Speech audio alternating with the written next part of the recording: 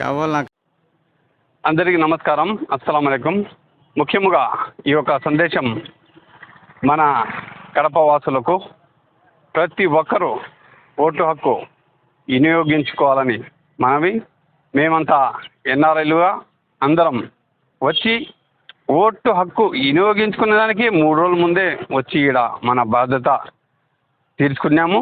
ప్రతి ఒక్కరూ ఓటేసి అభివృద్ధికి పట్టం కట్టాలని ప్రార్థిస్తున్నాను. ప్రతి ఒక్కరూ ఓటేయండి. అందరికీ ధన్యవాదాలు.